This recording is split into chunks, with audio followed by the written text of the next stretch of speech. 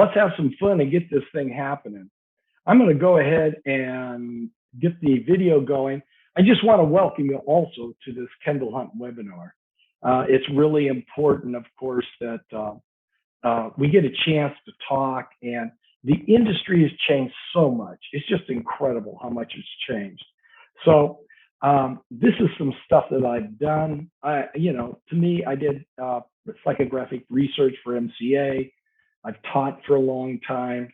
And I got to tell you, it's really fun teaching courses when you can facilitate information to the students that can help them really kind of get it, because then they feel empowered and they feel that they can actually contribute to the industry in very positive ways. So I want to connect with you. That's my key today. I want to connect with you. And I want to share 5 ways that I've been able to help students really understand what's going on. So the chat room's open. If you have questions, type them in, and Ryan will, flag me and say, "Hey, we got to answer this question," and I'll be happy to do so. And then there's also going to be time at the end to answer some questions. So let me just explain that I think this is terrific that Kendall Hunt is doing this, because what it does is provide for a quick, interactive website where you have lots of videos from professionals and others, and we're meeting the students where they are on their technology, on their devices. So here we go. If we have anything you guys want to talk about, let's go. This is one of the videos that the students would see. Let me know if that works. Sounds great. Oh, good. Okay.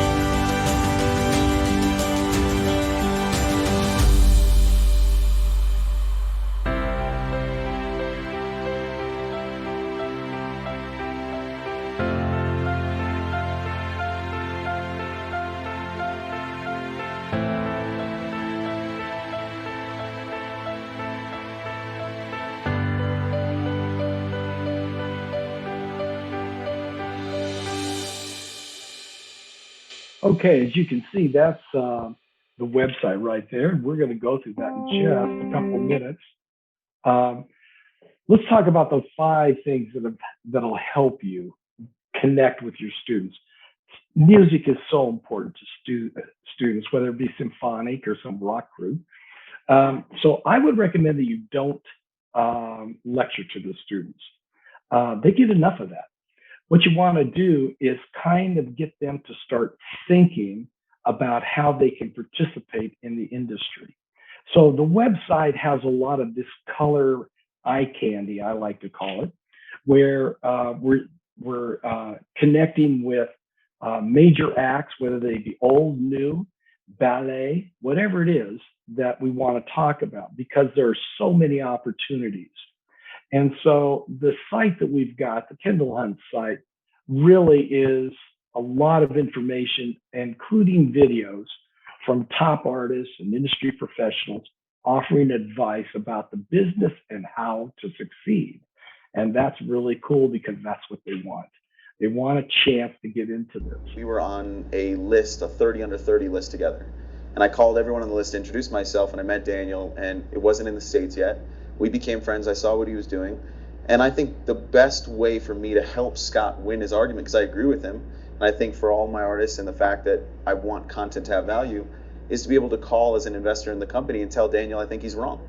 And I do that. I say, look, Daniel, you can't, I understand you're bringing people in, and he has, because he's created this consumer loyalty with Spotify. And even recently we saw, other competitors come and their numbers shot up. Here's an example of sound charts. I want to go ahead and show you this so you can get an idea of information labels use all the time.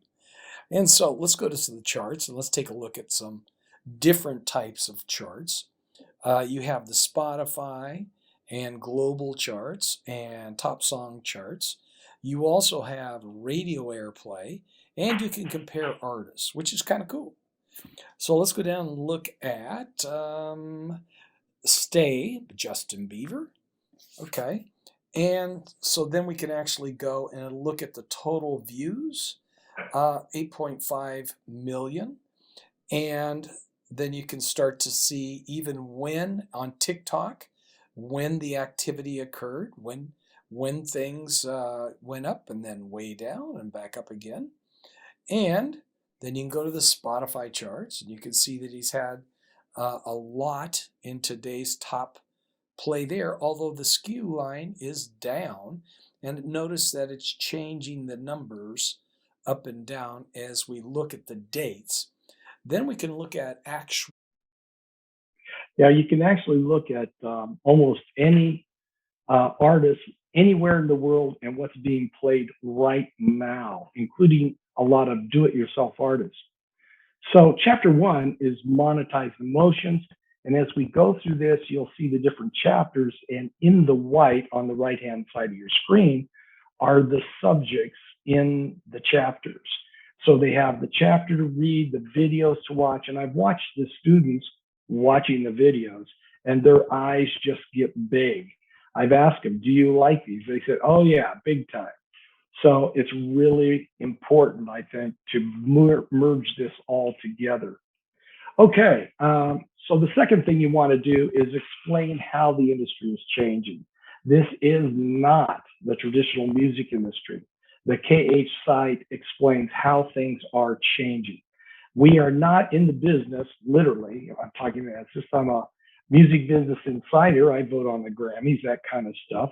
The bottom line is it's no longer about selling recordings. It's about streaming and live shows, whether it be a nightclub or as Billie Eilish here is doing in front of probably about 20,000 people in Spain. All about different stuff. So music is free, consumer streaming instead of buying, multiple rights deals, mechanical licensing collective, social media, promotion, marketing. Those are all changes that have happened in the industry. And so it's important that you be able to help the students understand this. Chapter 2 is on copyrights. And as you can see, the copyright titles, in effect, what we're looking at with the copyrights, the key thing here is to know the difference between the circle P, copyright notice for the song, and the circle P, copyright notice for the recording of the song. A lot of young people who are doing it themselves do not realize or even understand they have to plug into the system to get paid. and in effect get noticed. So that's kind of important. And they need to know this information. Third thing I'd like you to suggest to you is to explain how this works, how the industry works from both sides. So start with songwriting. We know that they own the song they've created, and because you've gone through chapter 2. And so you have a songwriter, and they're going to pitch their song to a music publisher, which I use role playing to do. And then you start seeing the different agendas. The songwriter has an agenda about validation of creativity and maybe making a buck. The music publisher their agenda is all about placing and licensing the song. And so we talk about the types of deals between songwriters and publishers and how a publisher works and the different types of licensing. Talk about the Harry Fox Agency, ASCAP, BMI, CSAC, GMR, and the other public performance royalty companies. Recording artists, they're on the other side of a record deal. So we'll show both sides of that. Plus, there are contract examples in the actual website. Performing artists. And then, of course, they are dealing with artist representation. So you look at both sides of the equation. And then we get to booking agents and concert promoters. And then when the students back off towards the end of the semester, they can write on the board how all this stuff connects, because it does connect. And that's important for them to understand, so they can really think about, what do I want to do, and how does it work? This is a great way to show the students how the industry works. Okay, so understanding both sides provides students with a better understanding of the fact that nobody's going to make it in this industry by themselves. That's important. A great artist needs a career-breaking song. The person who wrote that career-breaking song needs a music publisher. And it goes on and on and on. The types of careers they may want to pursue. So what I do, and I would make this a recommendation, is start on the front end and say, as you go through this semester, as you go through this information, think about what is kind of making you feel, or what you're feeling about it, in the way of being like, wow, this is really cool, I'd like to do that. Or, nope, I don't want to do that. Because then you're narrowing down for them, but they're making that choice about what they might want to pursue in the industry. And there's lots of jobs in the industry, everything from performers to analytics at labels, artist management. It's just amazing, absolutely amazing. Okay, how important artist performances, live and recorded, are to consumers and the business side of the industry. Wow, without that, we don't have an industry. So whether it be in a local situation or a national situation or a global situation, that becomes important. So how do you put on a show? The value of copyrights, that is something that really they don't understand at times. And so I have them write a song in class and say, okay, who owns it? Why do you own it? That kind of stuff. How are you going to monetize it? How the industry all starts with a wow or great song. It all starts with a great song. Okay, chapter 3, and you can see all the stuff that's in chapter 3. The big one for songwriters now is the blanket mechanical license, which is offered by the M.L.C. as of the 2018 Modernization Music Act. If they are not a member, they will not be paid. So I just, kind of show the students how they can plug into the system and make it work for them. Number 4, put students in the driver's seat. Ask them, where do they fit in? I've talked a little bit about this, but as they go through the course, try to get the students to think about, what is your goal? What do you want to do? And by knowing how the business works and knowing how business in itself works, that's going to speed up success. Quite honestly, there are tremendous opportunities for entrepreneurship, and because let's face it, when a student goes to a school of music, where are they going to go get a job? They usually have to become an entrepreneur and create all those opportunities for themselves. Okay, so it's a business, and there's nothing wrong with talking to them about how this business works. Here's an example of something that you would see if you sign up for the course. Take a look on your right-hand side down at the bottom.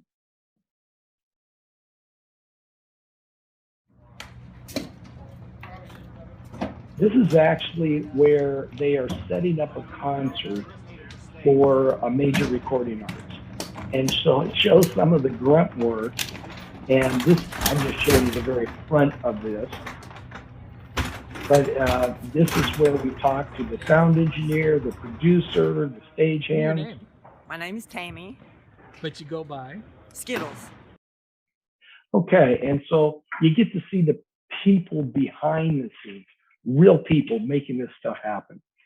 Chapter 4, record labels. And as you can see, all the information about record labels. Key point is record labels are no longer in the recording business to sell recordings. They're now in the business to make people, artists, famous so that they can get a percentage of every dime the artist makes. Very controversial. But by being able to explain the traditional record label deal and the multiple rights record label deals, often called a 360 deal, they get it, they understand, and then they want to become part of it. So that's really important. Okay, 5, follow the money.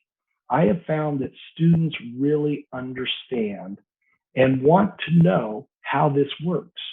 So as you can see, there's all kinds of drawings and flow charts and graphs that can help the students understand who's the boss, what are the specific titles, roles, goals of the people in the industry behind the artist, helping them out.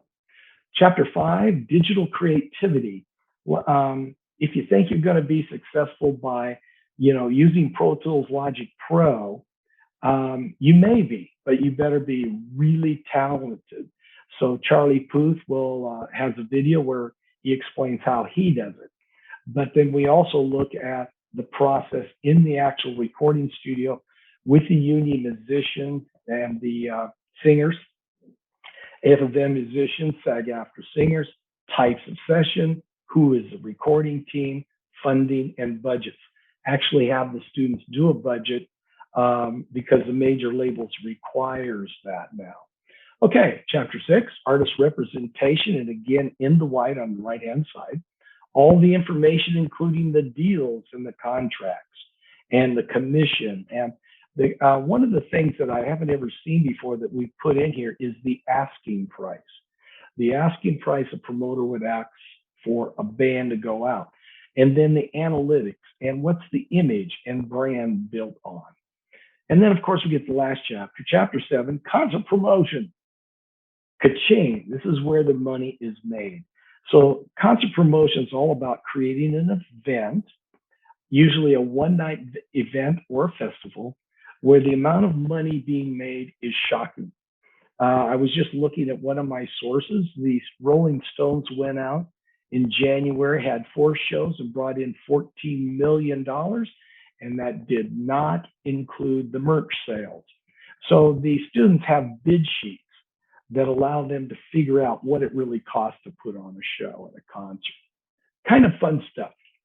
Here's a little example for you about the actual website. So as you can see, there's a welcome window. BG, Yeah. what impact did COVID have on the concert industry? Didn't kill it, but came close to it. Sure. Let me explain that in just a minute. Sure. As you guys can see, here's the menu for what you have, the videos, the glossary, test quizzes, and all that jazz. And I'll get right back to that, Ryan. Thank you for asking. And then you have a menu up here where you can do whatever you want to do. Of course, the faculty member's in charge of all this. And then we have record labels. So I'm going to click on record labels and show you what the typical chapter looks like. As you can see, lots of color. Here's where we have, as an example, the little guy clicking the button there. That's a video that they can watch. And so there are a lot of different things as you go through this that explain it. You can also rearrange it to put the pictures in the middle if you want to, whatever you want to do with the software. At the end, of the chapter, sipping on down here. We're gonna, there we go. That's, by the way, how artists now get paid for streaming, which is kind of interesting. And at the end of the chapter, we have questions that matter and then a summary. Okay, questions that matter and then a summary.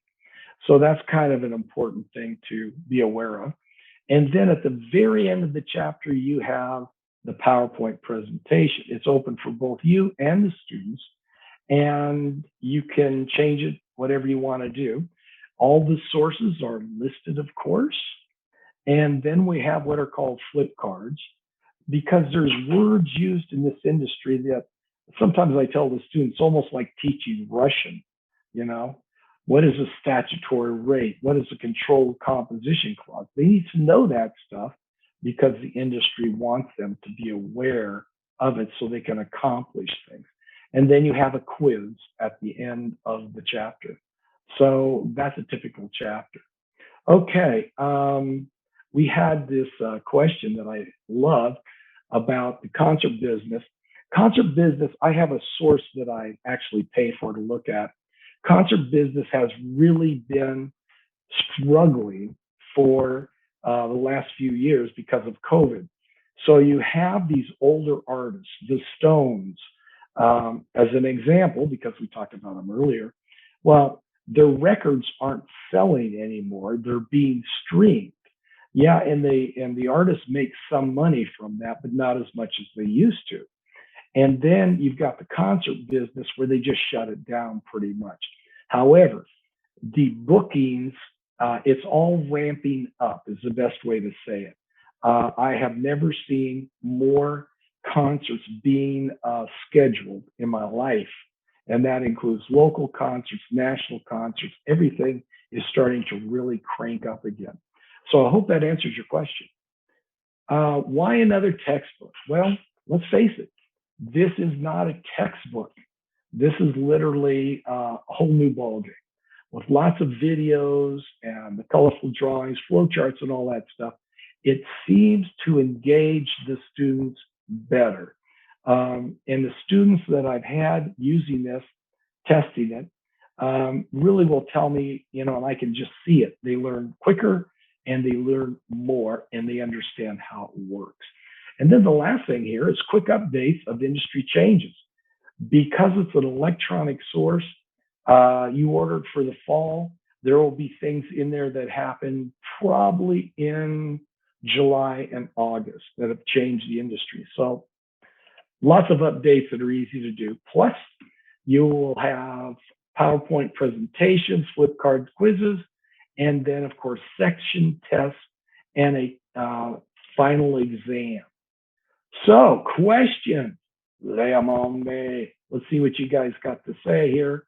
I hope you've had a little bit of fun. By the way, I want to thank you first. And I'm going to open up the chat box so I can see what you guys are talking about. And I'm going to stop this. And so let's see,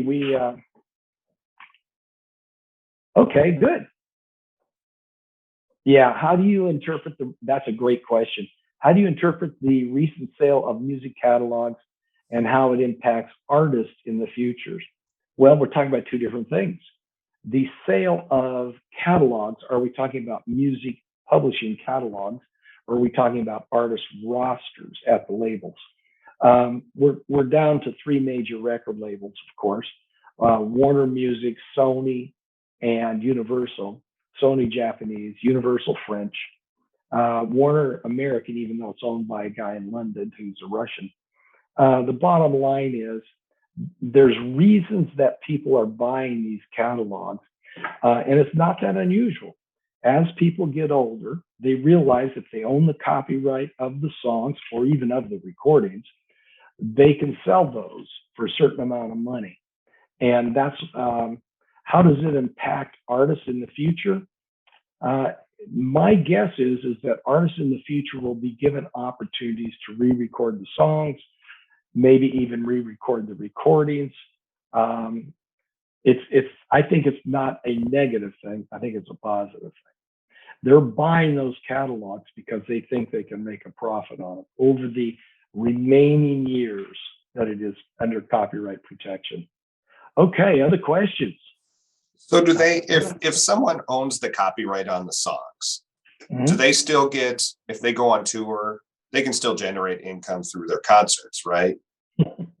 Yeah, absolutely. Okay. Let me, it's the way to get rich in this industry are multiple sources.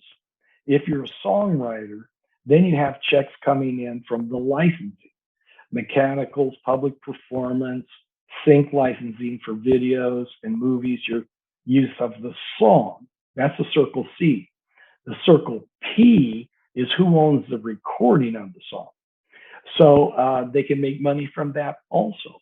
Then they make additional money from being a performer. And then they make more money from being able to sell merchandise and branded products.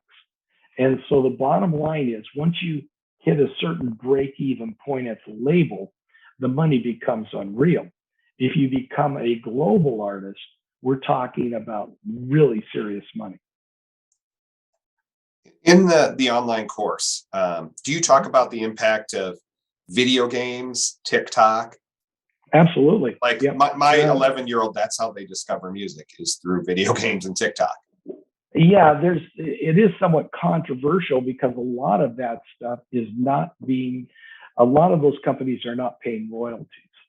And so they have what is called a safe harbor where they can do a lot of stuff. As an example, YouTube is a company that is owned by Google, and people can illegally, and it is illegal, to upload that song and a video or whatever to YouTube. YouTube gets to play it and make a lot of money, and the people make very little to nothing who wrote the song and who did the recording. Those kind of issues. I talked to the head of the Judicial Committee in Washington, D.C. I said, what are you going to do? And he said, we don't know. He said, we're going to do something. It's complex. And so the Modernization Music Act is a first step toward that. I think what's going on kind of behind the scenes is the Copyright Office about 2 years ago started buying tremendous amounts of computers. And I think what they're going to do is use WIPO, which is World Intellectual Property Organization, and they all have codes. So every song that's released has a code. Every recording that's released has a code. And so I think what's going to happen is they will start monitoring all the different music in different types of social media, as well as mass media. And then people will be paid for the use of their copyrighted songs and recordings. Hope that's not too boring or technical. No, that's very helpful. We have a couple other questions too. Yep. How would an artist approach a record deal when they don't want the label to be the sole owner of their masters? Okay, be powerful. In other words, have a great fan base, create a buzz. I know that's cheesy, but what you want to do is create a buzz, even in a local community. Record labels are desperate. It's kind of behind the scenes. Record labels are desperate to find the next big thing, meaning artists, that will connect with the young generation. Music is so important to them. The young generation loves music. They listen to it all the time, which is awesome. But they've got artists they like, but there hasn't been a Beatles, an Elvis, or whatever.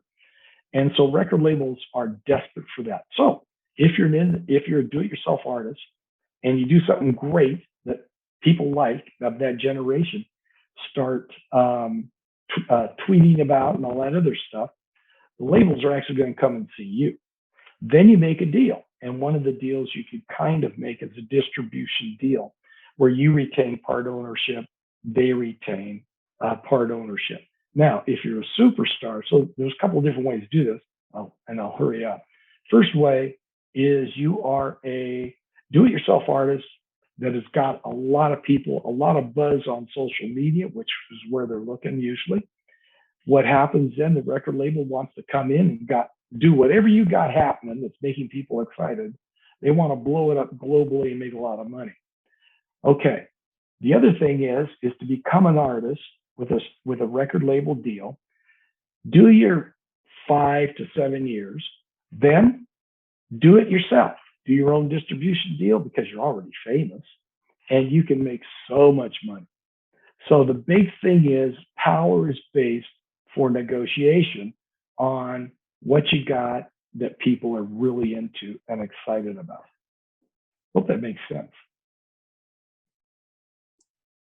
For this non-musician, that made sense. So thank you. I played the trumpet for 2 weeks in 6th grade. Oh, wow. Okay. All right. How has the M.L.C. Okay, yeah, go ahead. How has the M.L.C. helped artists make more money for streaming? Okay, a couple of things. When you use the word artist, are we talking about the songwriters and publishers, or are we talking about the record labels? The key point here is the M.L.C. is only for songwriters and publishers who weren't getting paid by the DSPs. By the way, that's interactive DSPs. Passive DSPs, such as Pandora, that money's collected by Sound Exchange. See, all this technical stuff, but you got to know it if you're going to make the money. You got to plug into the system. So it's absolutely helped. And it was to the point where we actually had a discussion with the people that created the M.L.C. And the streaming sites were getting sued like crazy. So they actually came and said, we will pay to have an organization created that will offer us a license. That's called a blanket mechanical license now. And then we will pay that money, and then you pay the songwriters and publishers. So tremendously helpful. The record labels, if we're talking about the artist being a singer, a performing artist, then the record labels for years didn't pay anything. So what a rip. But now they are paying. But when you compare the amount of money the artists used to make from selling recordings to what a lot of them are getting from streaming, they're not getting what I would consider a reasonable amount of money. And I hope that changes. This is a really good question. Very interesting. Will your online course in the future cover AI, virtual reality, holographic shows, or the monetization of immersive experiences? Absolutely. Anything that where the entertainment business is going, this class is going, this information's going. There's a guy in Florida, and I can't get in there. You got to be a billionaire. He has figured out a way with artificial intelligence and stuff to make an entertainment experience where you put on the glasses or whatever, and you become part of a movie. You're a character in an actual movie or film. The other thing is record labels now have a new department called client or artist services, which is all about helping the artist make money. And of course, because they get a percent of what the artist makes, they now make money. And artificial intelligence, there are organizations that now offer analytics on songwriting.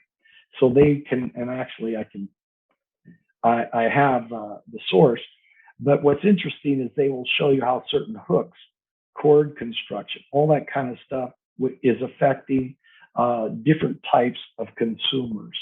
So on one hand, you have the artificial intelligence research telling us that we can create blah, blah, blah, blah, based on the data, and that will generate something.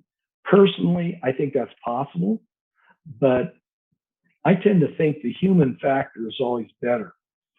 I strongly support creative artists, and I think they should be paid everything that they deserve. And I don't know if they really have been in the past, but the more people start to understand how the industry works, then I think that's going to change. On the other hand, if the label's putting $1 million or $2 million into the artist, if it doesn't work, the artist walks and doesn't own a dime. So, it's these different agendas that I constantly am offering on the website and the course to help people see what's really going on. Hope that answers the question. Is it more profitable for an indie artist to own their own publishing company and use a third-party service? Great question. Disco Kid, CD Baby, before the M.L.C, they were very helpful. Now, with the M.L.C, it's questionable, highly questionable, whether you should use them or not, because the M.L.C will pay you directly. And if you have one of those third-party services, they're going to take out a portion of your share they got from the M.L.C as a songwriter publisher. So just heads up. Okay, I've got a question here. Should artists also sign with Sound Exchange and a pro, or can they own? No, that's a great question. Walking on. You would sign. This is Passman in his book, who I love, by the way, has Sound Exchange in the music publishing section. Sound Exchange has absolutely nothing to do with music publishing and songwriting. Sound Exchange was created by Congress to give the labels, the featured artists, and then the recording artists and background singers some money from Sound Exchange licenses. So should an artist also sign with Sound Exchange? Yes, if you are a record label. Yes, if you are a recording artist or featured artist. And the pros, you sign with them, meaning ASCAP, BMI, CSAC, or GMR, if you are a songwriter or a music publisher. So you got to know the right organizations to get the money. Any other questions? BG, this has been a lot of fun. I know we've run out of time today, but thank you so much for your time. And thank you to attendees here for viewing this and participating in this. Recording will be sent in the coming days. Also, we'll get you access to the online course package if you want to take a look at it. We'd love to hear your thoughts on that as well. BG, anything else to share? I just want to thank you guys. I want it to be very interactive. I put the information up there. I've had a very blessed, wonderful life. I've met lots of people in the industry. And the way I feel about it is, let's help young people create great music products so that the world can be entertained. Thank you for coming and joining. I really appreciate it. Great question. Love it. Thank you very much. Thank you to what you do. Thank you to what our educators do here. You are truly making a difference, and you're helping kids follow their dreams. So thank you so much for being a part of this wonderful journey. Hope everyone has a great day.